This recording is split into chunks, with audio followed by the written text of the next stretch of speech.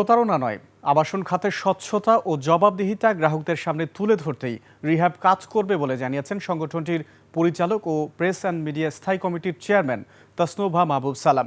সদস্য ছাড়া আবাসন ব্যবসায় কেউ এক পা এগোতে পারবে না। এই নীতিও বাস্তবায়নে এবার সোচ্চার তরুণ নেতৃত্ব। বিস্তারিত রিপোর্টে।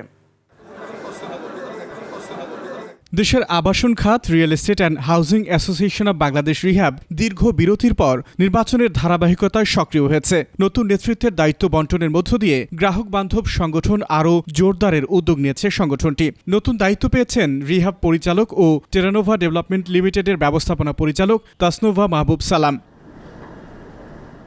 আবাসন খাতের কার্যক্রম নিয়ে গ্রাহকদের বিভ্রান্তি দূর করে স্বচ্ছতা আনার লক্ষ্য এখন প্রেস অ্যান্ড মিডিয়া স্ট্যান্ডিং কমিটির সামনে। বিগত বছরগুলো যে ইলেকশন হতো তখন কিন্তু রিহ্যাব নিয়ে বা রিয়েল এস্টেটের যে একটা সংগঠন এভাবে কিন্তু প্রচারণে ছিল। ইলেকশন আমি যেভাবে এটাকে ক্রিয়েট করেছি দিস ইয়ার, একদম ন্যাশনাল ইলেকশনের কাছাকাছি নিয়ে যাওয়ার যে একটা প্রক্রিয়া, এবং আমাদের প্রধান ইলেকশনের পরে কিন্তু এটা একটা ইলেকশন ছিল সংগঠনের প্রথম ইলেকশন, এবং ওই ফ্লেভারটা আনার জন্যই কিন্তু আমি তখন থেকে কাজ করছি। খাত সংশ্লিষ্টদের বাইরে কেউ যাতে আবাসন ব্যবস্থা বিতর্কিত করতে না পারে, এ বিষয়ে কঠোর হবে সংগঠন। যেটা আমরা অলরেডি বোর্ডে পাশ করেছি যে রিহ্যাব মেম্বারশিপ ছাড়া কেউ যাতে ল্যান্ড ডেভেলপমেন্টে যেতে না পারে। রাজুকে প্ল্যান পাস করতে হলেও রিহ্যাব মেম্বারশিপই হতে হবে।